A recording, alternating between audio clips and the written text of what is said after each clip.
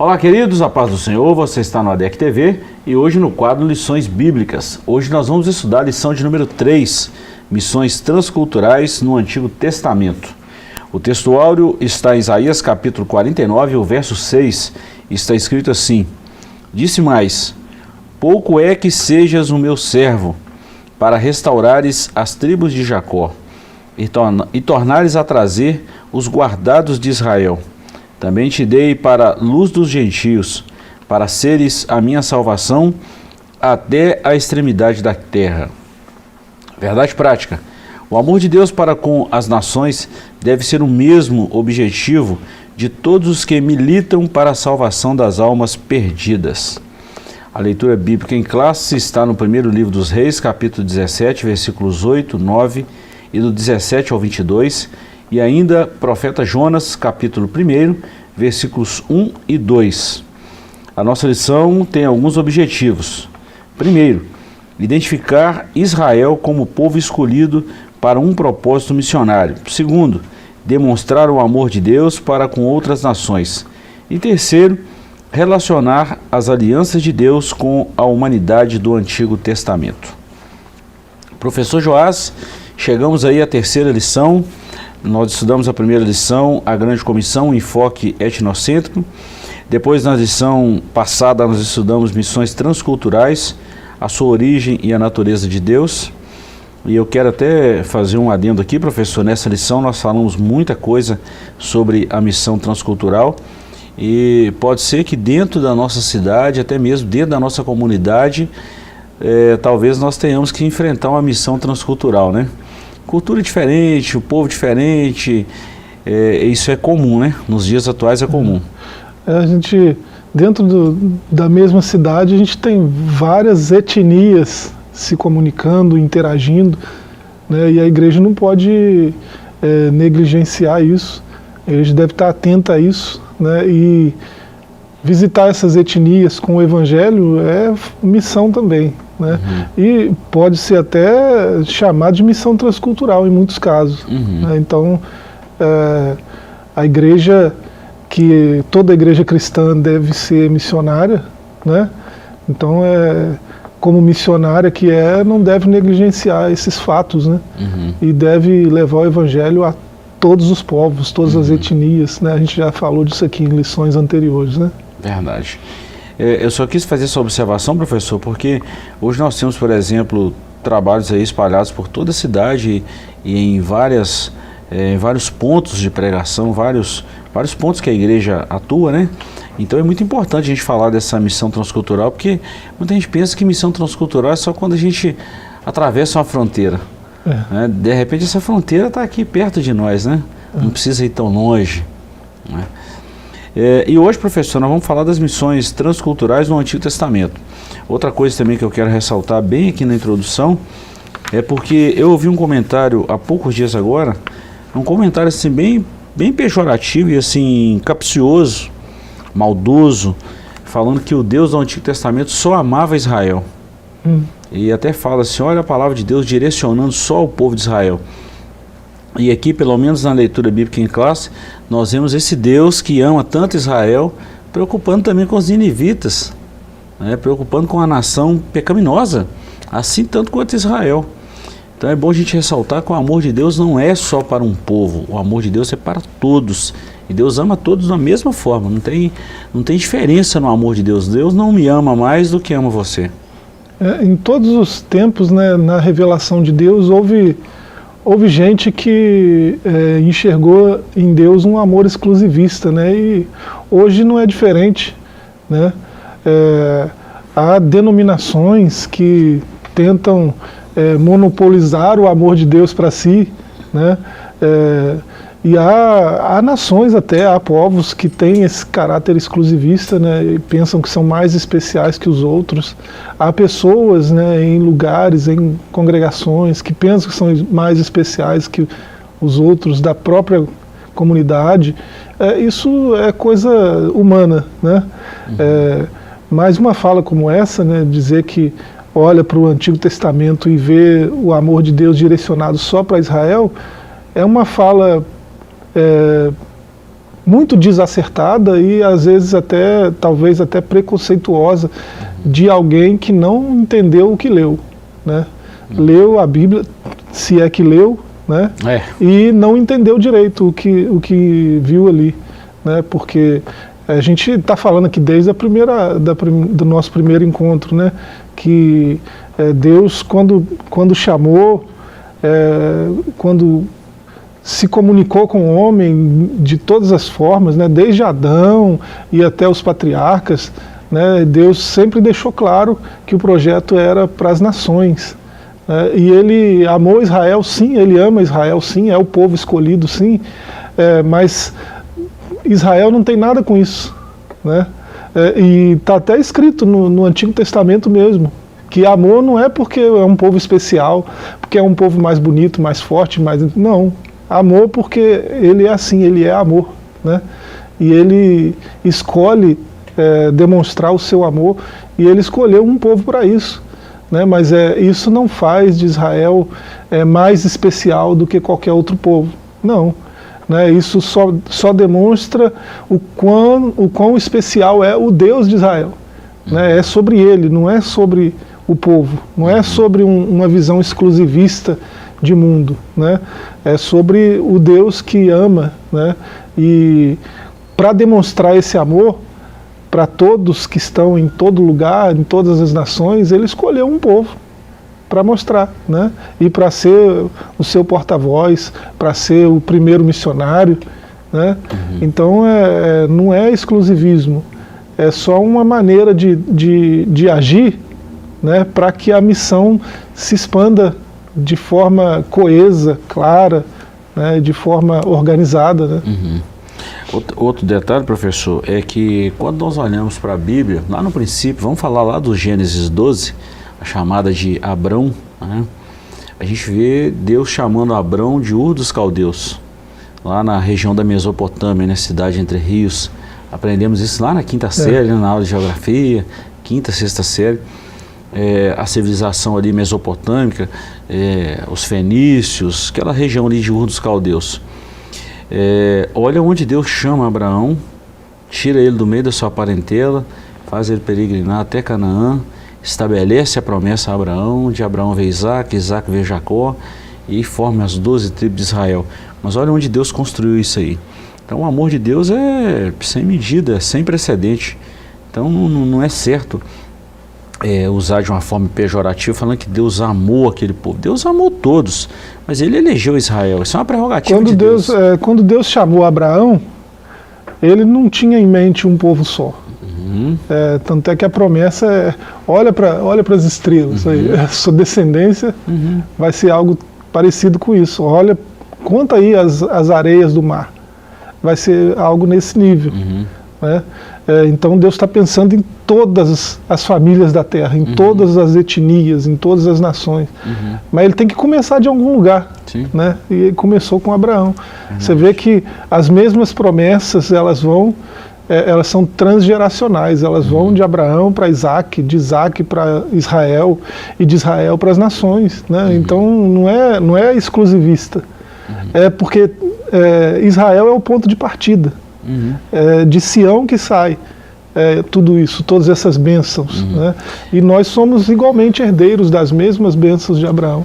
E Deus usa umas coisas pequenas assim exatamente para confundir as grandes também, né? Isso é coisa de Deus, né, professor? Não vamos entrar no mérito da questão. Mas se a gente for considerar todo o Oriente Médio, todo o mundo árabe, toda aquela região ali do Golfo e tal, aquela região toda ali da faixa de Gaza, Israel, toda a Palestina, todo o mundo árabe, vamos falar assim, Oriente Médio. Se a gente for colocar isso aí numa proporção de 100%, Israel corresponde aí a 4,6 em relação aos outros povos. Uma birosca perto do universo, né? Então olha para você ver o cuidado de Deus em amar essa nação, em amar esse povo. E desse povo Deus então resolve expandir a sua palavra a outras nações. E é o que nós vamos falar aqui na nossa lição. Bom, professor, dentro da introdução nós já falamos aí do amor de Deus. Eu achei muito interessante o comentarista usar aqui, pastor Wagner, usar aqui esse texto de 1 Reis, que fala da viúva de Sarepta. Olha o amor de Deus, professor. né? O profeta foi a Sarepta, que era praticamente a cidade natal de Jezabel, né? Estava lá.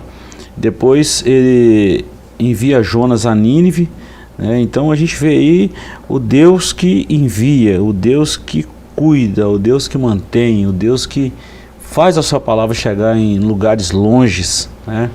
E a gente vê isso em toda a Bíblia. Essa missão transcultural, né? O livro de apoio tem uma fala aí de um grande missionário, né? Um holandês, Herman Bavinck, né? Falando que à primeira vista o Antigo Testamento não tem tanta coisa assim de missiologia, né? Mas é só um olhar mais à primeira vista. Você vai tendo contato com o texto e você percebe, né? A missão de Deus muito clara, né? Nas linhas do Antigo Testamento. E você vê, essa passagem do profeta com a viúva, né? Em Sarepta, né, terra natal do maior algoz do povo de Deus naquela época, né, que era aquela rainha terrível, né, e essa passagem aí, quando Jesus mencionou isso aí, né, quiseram matá-lo, né, porque a visão era esse tipo de visão que nós estamos comentando aqui, exclusivista. O Deus é o Deus de Israel, e só de Israel. Não é isso, não era essa a ideia, né? E Jesus, quando lança isso, né, diante deles, vocês são tão especiais assim, né? Quantas viúvas tinha em Israel na época? Quantas viúvas tinha? E Deus visitou a casa de uma viúva em Sarepta. Então, Deus não é tão exclusivista assim, igual eles estão pensando. Deus é transcultural, Deus quer alcançar todos os povos, a bênção de Deus é para todos. Então, essa visão fechada, né, de exclusivismo mesmo, quase que uma arrogância, né, um orgulho nacionalista sem sentido, né, isso não é nada bíblico e não tem nada que ver com a maneira de Deus fazer missões, que ele mesmo ensinou na Escritura, né? Qualquer missionário que se preze não deve ter esse tipo de barreira e esse tipo de mentalidade fechada, né? Senão a missão vai ser extremamente prejudicada. Verdade. Bom, vamos lá no capítulo 1, Israel, um povo escolhido para um propósito missionário. Ponto 1, o plano de Deus. Ponto 2, a falha de Israel. E o terceiro, a contribuição de Israel para o mundo. O Senhor, nosso Deus, planejou desde os tempos antigos que o testemunho de Jesus Cristo fosse proclamado a todos os habitantes da terra. E a gente vê isso em Gênesis 2:3, depois Mateus 24:14, 28:18-20. Ou seja, a vontade divina era que todos os moradores da terra tivessem conhecimento a respeito da pessoa de Jesus. Nesse sentido, o meio planejado por Deus para o mundo conhecer o seu Filho passava por uma nação. Tinha que passar mesmo, né, professor? Tinha que ter um início. Ponto 2, a falha de Israel. Os israelitas se contaminaram com as religiões pagãs dos povos vizinhos, além de se preocuparem muito com a identidade racial e nacional, deixando de lado a vocação de ser testemunhas para Deus. Nesse aspecto, são muitos os relatos bíblicos que dão conta dos desvios dos israelitas, de sua desobediência, idolatrias e pecados morais que relativizavam a aliança com Deus. Entretanto, a meio a tudo isso, Israel não deixou de ser bênção para outras nações. E o ponto 3, a contribuição de Israel para o mundo. Apesar de suas falhas, Deus tornou Israel uma bênção para as nações. Por exemplo, os judeus receberam e preservaram o Antigo Testamento, o traduziram em grego, a língua mais usada naquele período. Além de escribas judeus manterem viva a ideia de que um dia os povos e as nações ouviriam a palavra de Deus e responderiam a ela. Nesse sentido, Jesus Cristo, a palavra encarnada, veio de Israel como Salvador do mundo. Então nós vamos ver aqui, professor, a eleição de um povo, né? O plano de Deus. Esse povo que foi escolhido falhou, mas teve uma contribuição muito grande para a propagação da palavra de Deus, para a divulgação, a difusão da palavra de Deus. Isso não tem dúvida, né? Isso é muito interessante, né? Deus escolheu um povo para começar essa obra missionária, né? A gente já demonstrou isso aqui, tinha que começar de algum lugar, e ele escolheu esse povo por causa do amor dele mesmo, não por causa de nada especial, nada diferente, nada, porque ele quis assim, né? E assim, a gente percebe algo muito bonito aí, que é a soberania de Deus em ação, né? E assim, aquilo que ele planejou para acontecer, né, todos os povos sendo alcançados pela boa notícia da salvação, a gente vê que esse plano ele acontece apesar dos missionários ruins. Né? O povo de Israel foi no passado péssimo missionário, né? Foi escolhido para essa missão e falhou nessa missão porque se fechou numa bolha, num pensamento exclusivista que não contribui em nada para o avanço da missão. E apesar disso, isso é que é bonito, né? Apesar disso, foram judeus que preservaram o texto, que preservaram a revelação de Deus. Apesar disso, né, um grupo desses judeus teve a brilhante ideia de transpor barreiras culturais, teve a ideia de ser transcultural na missão de levar a revelação adiante. Isso era plano de Deus, né? Porque certamente foi Deus, o mesmo Deus que inspirou o texto, que preservou o texto tanto tempo, certamente foi ele que inspirou aqueles homens. Por que eles teriam a ideia de traduzir para o grego assim do nada? Né? O grego era o inglês da época. Todo mundo, em todo lugar do império, falava grego. Né? Então, ele usou aí 72 homens para traduzirem o texto da revelação que estava em hebraico e aramaico para o grego, né? E o grego teria possibilidade de alcançar o mundo da época. Então, foi o que aconteceu. Então, apesar dos missionários ruins, né, a missão foi levada adiante. De um jeito ou de outro, Deus fez com que a mensagem chegasse a todos os povos. Né? E isso é muito, muito bonito de ver o trabalhar de Deus. Às vezes nós reproduzimos isso, às vezes somos péssimos missionários. Né? E apesar disso, né, a mensagem tem sido pregada. Apesar disso, o Evangelho tem alcançado cada vez mais pessoas que nunca ouviram falar de Jesus. Né? Professor, uma vez eu estava numa sala de aula e um aluno perguntou o seguinte: pastor, mas como, por exemplo, por que Deus escolheu logo Israel? Tinha tantas outras nações que Deus poderia escolher. E assim, a minha resposta foi que quando Deus elege, quando Deus escolhe, não cabe a nós seres humanos questionar a escolha ou a eleição de Deus. Ponto. Nós partimos desse pressuposto. Ele é Deus, nós somos criaturas, mas nós não temos que questionar o porquê Deus escolheu. Mas nós temos alguns indícios, o porquê da eleição, ou pelo menos assim, coisa nossa humana que a gente vai descartando alguma coisa, vai fortalecendo as ideias, algumas teorias, né?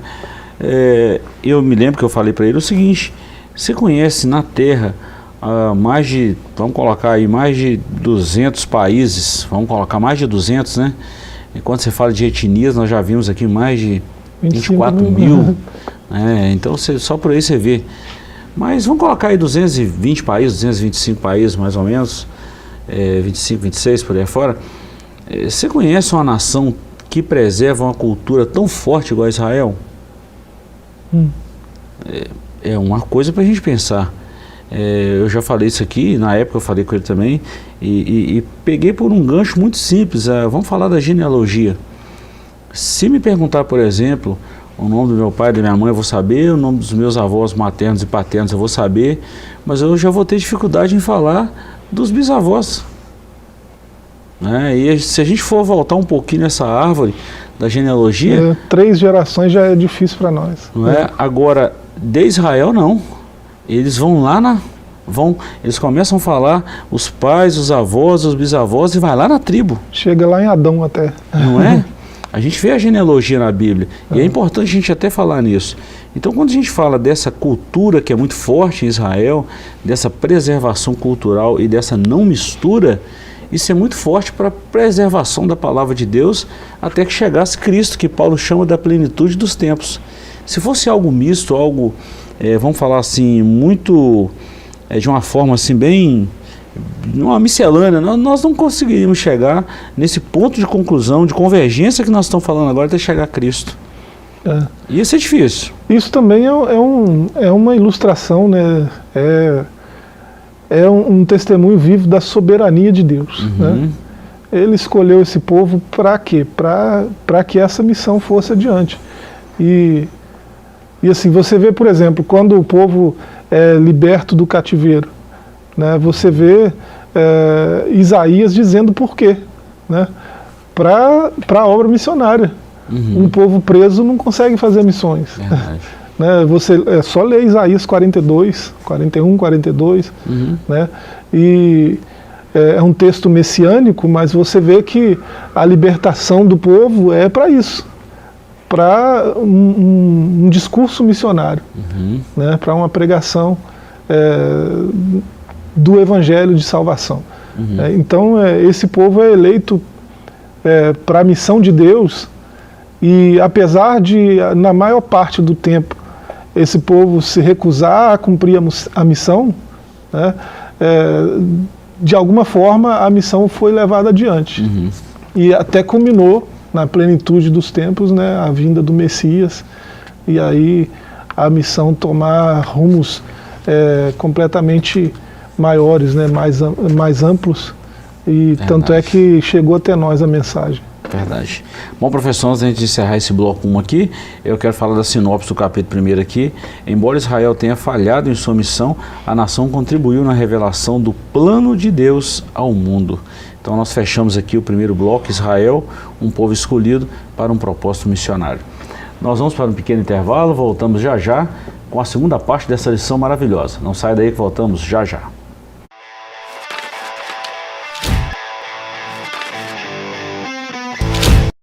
Estamos de volta com o seu ADEC TV, nós estamos falando hoje da lição de número 3, missões transculturais no Antigo Testamento.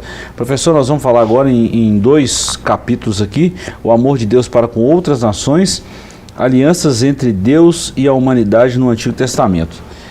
Nós já falamos aqui que Deus não é exclusivista, Deus não amou só Israel, Ele amou outras nações, e agora nós vamos falar sobre isso. E depois a gente fecha essa lição falando da aliança de Deus com a humanidade no Antigo Testamento. Amor de Deus para com outras nações. Ponto 1. Os olhos de Deus sobre todos os povos. Jones Blow, erudito em missiologia, que escreveu sobre os fundamentos do Antigo Testamento para missões, afirma que desde o início Deus mantinha seus olhos em todas as nações e povos. Podemos perceber isso no capítulo 40, 55 do profeta Isaías, na ida do profeta Elias a Serepta e no livro do profeta Jonas. Nos livros proféticos encontramos profecias de restauração, incluindo um dia futuro, qual as nações estarão entre os redimidos. Portanto, a preocupação de Deus para com as nações é clara no Antigo Testamento. A viúva de Sarepta e o profeta Elias. Sarepta é uma antiga cidade fenícia localizada próximo ao sul de Sidom. Quando Elias profetizou a grande seca que haveria na terra e castigaria Israel, Deus enviou justamente a cidade de Sarepta, a casa de uma viúva que era muito pobre. Quando Elias chegou lá, a gente já conhece essa história toda aí, o milagre da botija, um pouquinho de farinha, né? Um pouquinho de azeite e um pouquinho de farinha, ela fez um bolo e nunca mais faltou na casa dela. Então a gente vê o cuidado, o amor de Deus com outras nações. A missão de Jonas em Nínive. Jonas foi um dos poucos missionários bíblicos para os estrangeiros. Não é por acaso que o tema do seu livro é Misericórdia de Deus para com os homens. Mesmo não tendo um conhecimento mais claro sobre de que maneira Israel deveria abençoar as nações, Jonas recebeu a ordem específica de ir a Nínive para advertir o povo aquele povo sobre o juízo divino que estava prestes a se abater sobre os ninivitas como consequência dos seus muitos pecados. Nínive era a capital da Síria, uma nação perversa, cruel e imoral. E a gente já falou muito sobre isso aqui, né, professor? Em outras aulas, em outras lições, o tanto que os ninivitas eram cruéis. Então nós vemos aqui 3 pontos, professor. Que os olhos de Deus não está só sobre Israel, mas sobre todos os moradores da terra, né? E Salmo 24, né? Do Senhor é a terra e toda a sua plenitude, o mundo e todos aqueles que nele habitam. Olha o cuidado de Deus. Deus não formou só o povo de Israel, formou o mundo e todos os habitantes da terra. Depois nós vemos aqui o exemplo de Deus, o cuidado de Deus, aqui o exemplo do profeta Elias, a viúva de Sarepta, e o cuidado de Deus para uma viúva, né? E a gente vê por fim aqui nesse capítulo 2, o amor de Deus com outras nações, a missão de Jonas em Nínive. Então Deus não é esse ser exclusivista que muitos andam pregando e ensinando por aí afora, né? Pois é, a gente já falou dessa viúva aí, né? Que estava num território inimigo, né? 18 quilômetros ao sul de Sidom, né? Terra de Jezabel. Parece que o pai de Jezabel era o governante lá, né? Nessa época. E apesar de todas as viúvas que estão lá, né? Em Israel, no povo de Deus naquela época, Deus resolveu cuidar de uma viúva em Sarepta. O nome lembra serafim, né?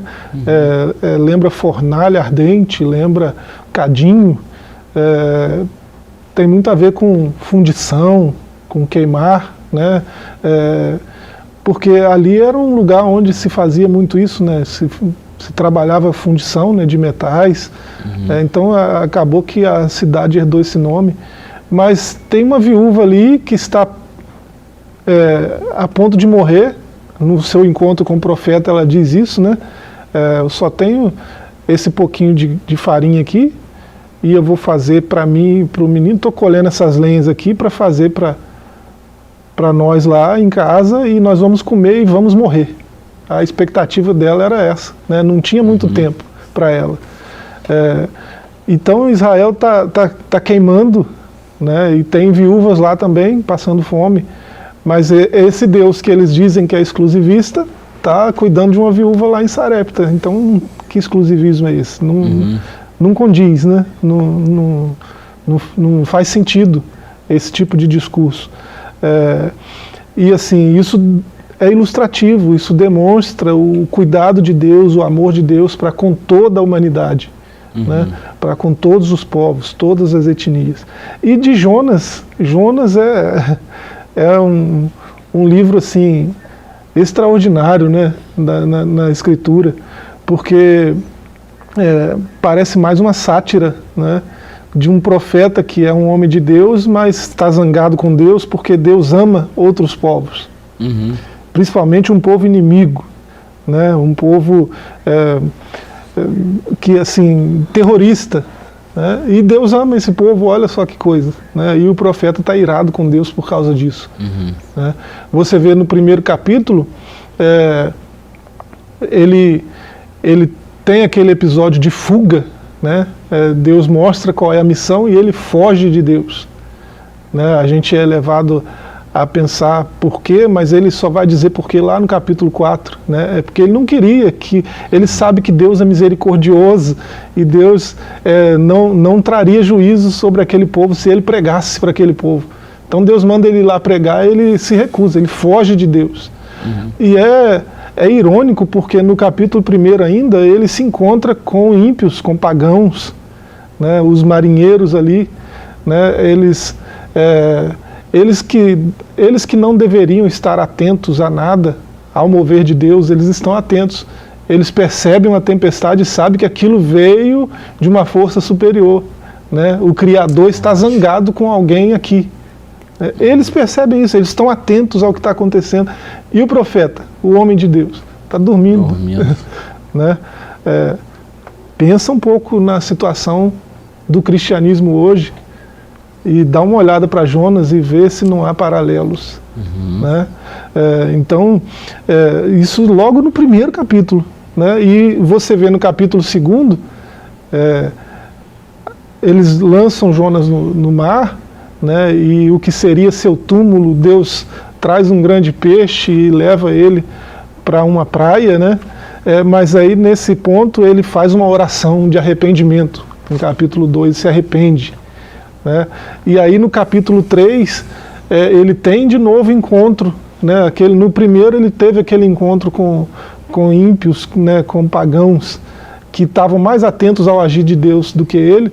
E agora no capítulo 3 ele tem encontro com pagãos, que são os ninivitas, né? Que agora Deus manda ele pregar de novo, aí agora ele obedece. E ele vai lá pregar com muita má vontade, né?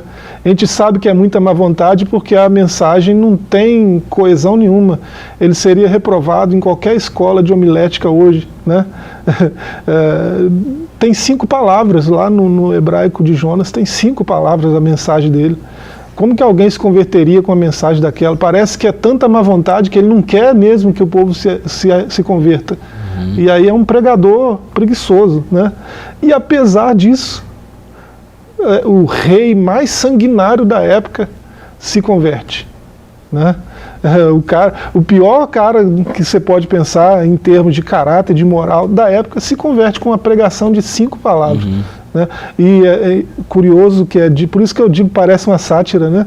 Até as vacas dele se convertem. Olha só, né? Como é que vacas se arrependem? Mas está escrito isso lá, né? E aí no capítulo 4 ele tem aquele episódio lá da planta. Ele está zangado com Deus, né? Porque como é que pode Deus amar os inimigos? Como é que pode Deus amar um povo igual o ninivita? Deus ama só Israel, não é não? E aí ele está zangado e ele faz uma outra oração no capítulo 4. Aí essa oração é cobrando Deus, né, por ter amado os ninivitas, por ter tido misericórdia. Aí nisso ele cai no sono, né, um sol escaldante, e nasce uma planta ali que dá sombra para ele e morre tão rápido quanto nasceu, e Deus usa isso de ilustração, né? Você está triste porque a planta morreu. Eu não posso ficar triste porque homens morrem no seu pecado, né? Eu não posso querer resgatá-los, querer redimi-los. Aí Jonas pede para morrer. Não, já que o Senhor ama os inimigos desse jeito, eu quero morrer. E o livro acaba assim. Né? Por que esse livro está aí? Né? Por que isso está na Bíblia? Né? Um profeta com má vontade, um pregador preguiçoso, um homem de Deus com raiva de Deus porque Deus ama. Isso não era para estar na Bíblia, mas está, né? Para a gente aprender a fazer missão direito, a pregar direito, né? A entender o amor de Deus, né? De um jeito mais claro. E a gente hoje, professor, nós estamos falando dessa missão no Antigo Testamento, do cuidar de Deus com os povos do Antigo Testamento, e muitos paralelos, né, nos nossos dias atuais. Muitos. Há muita discriminação hoje, há muito preconceito, há muitos lugares que alguns crentes não vão por preconceito, por discriminação, por luxúria, por tantas outras coisas. E Deus ama todos de forma incondicional. Serve de lição para a gente, tá? Nosso tempo, professor, está corrido aqui. Vamos fechar aqui o nosso capítulo 3, alianças entre Deus e a humanidade do Antigo Testamento. Alianças de Deus e aliança incondicional e condicional. Com a queda do homem, toda a criação ficou sujeita ao pecado. Entretanto, Deus providenciou meios para redimir a humanidade e restaurar a comunhão perdida. Está na primeira epístola de Pedro, capítulo 1, versículo 19 e 20. Assim, ele, Deus, estabeleceu algumas alianças com o homem a fim de tornar conhecida a sua glória entre as nações e receber delas a legítima adoração. Por isso, há na Bíblia alianças denominadas condicionais e incondicionais entre Deus e a humanidade. Vamos ver quais alianças são essas. A aliança incondicional é uma disposição soberana de Deus, mediante a qual ele estabelece um contrato incondicional ou declarativo com o homem, obrigando-se em graça por um juramento irrestrito a conceder de sua própria iniciativa bênçãos para aqueles com quem compactua. A aliança condicional é uma proposta de Deus em que, num contrato condicional e mútuo, com o ser humano, segundo condições pré-estabelecidas. Ele promete conceder bênçãos especiais ao indivíduo, desde que este cumpra perfeitamente certas condições, bem como executar punições precisas em caso de não cumprimento. E a gente vê isso muito em Deuteronômio 28. Nós estamos falando do Antigo Testamento, né? Nesse caso aqui, professor, aliança de Deus, né? E nós já falamos aqui, nessas alianças, é uma forma pedagógica de nós entendermos a Bíblia, né? Sim. E tem essas alianças mesmo. Deus fez aliança com Abraão, Deus fez aliança com Moisés, Deus fez aliança com o povo de Israel. A gente vê isso na Bíblia. Mas tem essa aliança incondicional e condicional. Achei muito legal quando o pastor Wagner citou isso aqui. A aliança incondicional independe do homem, é a soberania de Deus. E tem essa aliança condicional. Se você obedecer o meu estatuto, você vai ter essas bênçãos aqui. A gente vê isso em Deuteronômio 28. Então, a gente vê o cuidado e o amor de Deus com os povos do Antigo Testamento, professor, sem ser exclusivista, sem ser taxativo, sem ser pejorativo, nada assim. É só isso aqui. Você vê a primeira aí, a aliança do Éden, né? Ela não tem condições para acontecer. Né? Você vê a aliança com Adão, aí depois você vê a aliança com Noé. Exato. Né? Depois você vê a aliança com Abraão. Essa também não tem condições nenhuma. Né? Deus mesmo vem e faz aquela aliança. Tem até um ritual, né, que era comum na época entre pessoas que faziam aliança. Né? E Deus jura por Ele mesmo, e é isso mesmo, não tem nenhuma condição. Né? Depois você vê a aliança palestina, né? Uma promessa que Deus faz de redenção de todo Israel, de unificação e tudo mais. E finalmente você vê a aliança com Moisés, a aliança palestina, e finalmente a aliança davídica. Né? Deus faz uma aliança, uma promessa a Jessé, né? De que Davi teria um trono perpétuo, né? Que nunca faltaria um descendente de Jessé no trono. Então o trono de Davi estaria sempre ocupado. E isso a gente pode ver essas promessas, essas alianças ao longo da história. A gente pode ver a fidelidade e a soberania de Deus em curso em todas essas alianças. Né? Então são formas pedagógicas, né, da gente entender o agir de Deus. Quando a gente fala de aliança, de dispensação, são só formas pedagógicas, né, de entender a Bíblia um pouco melhor. Que a gente, o jeito de pensar ocidental, né, ele é muito sistemático, então a gente acaba entendendo melhor, né, quando a gente faz esses sisteminhas, né, e acaba ficando mais prático o entendimento. Mas isso tudo é para dizer que Deus é Deus de aliança, né? Deus é fiel nas alianças que Ele faz, e Deus é soberano. Né? As alianças que Ele faz têm um caráter perpétuo, todas elas. Né? E assim, o que Ele diz que vai acontecer na sua parte da aliança, é impossível que não aconteça.